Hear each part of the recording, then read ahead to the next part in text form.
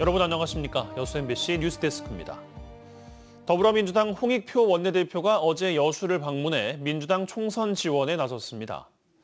홍 원내대표는 지역 민심을 청취하기 위한 호남 순회 방문의 첫 일정으로 여수를 방문해 주요 기관, 단체장과 조찬 모임을 가진 데 이어 여수 수협 대회의실에서 지역 현안을 논의하는 민생 탐방 간담회를 가졌습니다.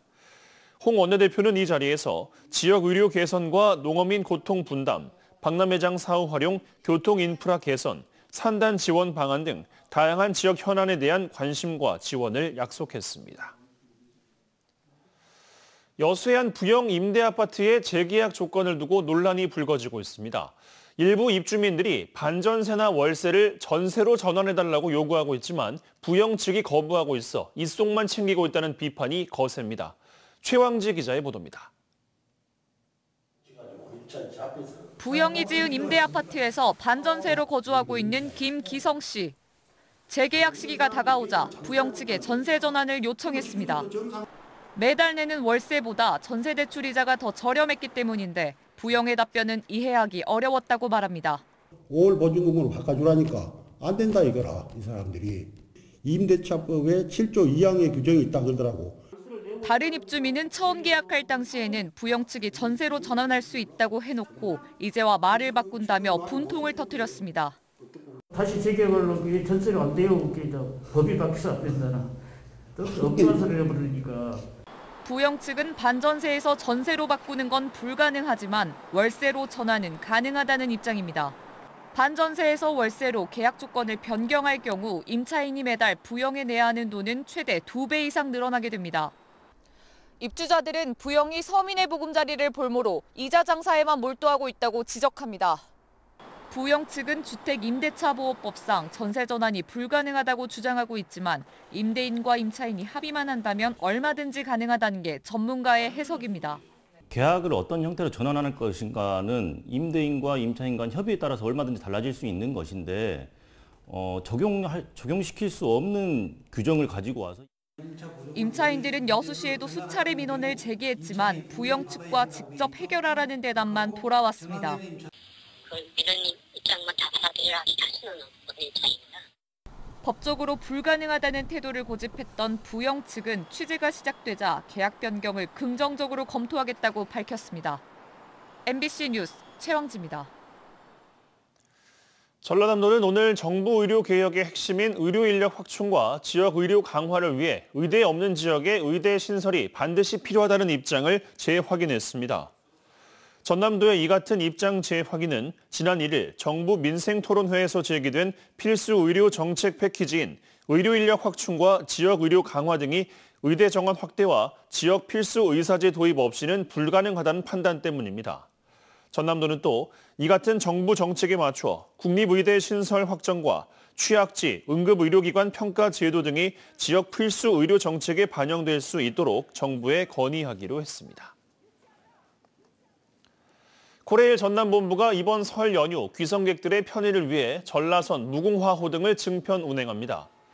오는 8일부터 12일까지 설 연휴 기간에 전라선 ITX 마음은 하루 2차례씩 총 10회, 무궁화호는 하루 4차례 총 20회가 추가 운행되며 KTX는 증편 없이 평일 기준에서 주말 수준으로 하루 4차례가 추가 운행됩니다. 현재 용산에서 여수 엑스포역까지는 KTX가 3시간, ITX 마음 4시간 30분, 무궁화호는 5시간 40분가량 소요되며 코레일 전남본부는 이번 설 연휴 기간 비상근무 체제를 운영할 계획입니다. 광주에서 이른바 복합 쇼핑몰 3종 세트 사업이 빠른 속도로 진척되고 있습니다. 대규모 투자에 대한 기대도 있지만 열악한 지역 상권에 미칠 타격도 걱정입니다. 이처럼 걱정스러운 여론이 많다는 지적에 광주시가 선제적으로 상권 영향평가 실시 카드를 내놨습니다. 주현정 기자입니다. 한때 광주 최고의 상권을 자랑하던 충장로. 하지만 큰 길가에 인접한 점포마저 문을 닫았습니다. 골목 안의 사정은 더합니다. 오랫동안 제 주인을 찾지 못했는지 임대며 광고물만 덕지덕지 붙어 있습니다. 40년 넘게 충장로 상권을 지키고 있는 상인은 가뜩이나 힘든 광주 지역 골목 상권 사정에 복합 쇼핑몰 3개가 더 입점하면 몰락이 가속화되지는 않을까 걱정합니다. 10분도 채 안 된다는 그런 거리인데 거기에 저렇게 큰 거대한 쇼핑몰이 몰고 들어오게 되면 우리 충장로의 상권은 지금도 어려운데 어떻게 해결 방안이 전체 나오질 않습니다.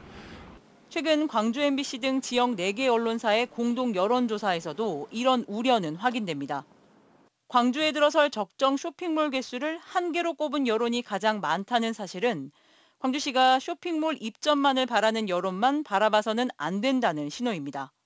지역 골목 상권의 어려움은 계속되고 있는 가운데 지역의 복합 쇼핑몰 3개가 한꺼번에 추진되면서 광주시가 지역 경제 여파를 줄여보겠다며 대책을 내놓았습니다. 광주 40여 개 상인연합회 등이 함께한 복합 쇼핑몰 시민보고회. 광주시는 올해 복합 쇼핑몰 사업의 방점은 후속 대책 수립에 찍혀 있다고 밝혔습니다. 관련 법상 민간 사업자가 영업 개시 60일 전까지만 수행하면 되는 상권 영향평가를 올해 광주시가 직접 수행하고 조사 대상과 범위 등도 대폭 늘리기로 했습니다. 상생발전협의회도 올 하반기부터 조기 가동해 소상공인과 공동 협력 사업을 발굴하고 1,500억 원 규모의 특례 보증 등의 정책도 약속했습니다. 지역 소상공인, 민간 사업자, 광주시가 한자리에 모이는 복합 쇼핑몰 상생발전 협의체를 구성 운영하여 상생발전을 마련하는 과정을 통해서 소상공인들의 참여를 보장하고 대화 채널을 상시적으로 개방하겠습니다. 민간 사업자도 지역 소상공인도 이해 당사자 모두가 신뢰할 수 있는 면밀한 실태조사와 실질적 대책이 도출될지 지켜볼 대목입니다. MBC 뉴스 주현정입니다. 고흥군이 오는 4월 말까지 1년 이상 장기간 방치된 빈집 실태조사에 나섭니다.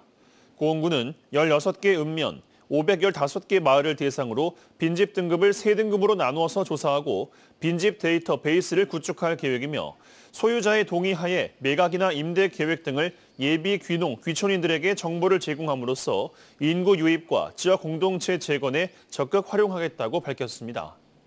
또 활용 가치가 떨어지는 빈집에 대해서는 올해 빈집 정비 사업에 포함시켜 한 동당 200만 원의 철거비를 지원해 철거하고 인근 주민들을 위한 주차장이나 꽃밭을 조성할 계획입니다. 순천농협이 지역 농협으로는 전국에서 처음으로 청년 이사제를 도입했습니다.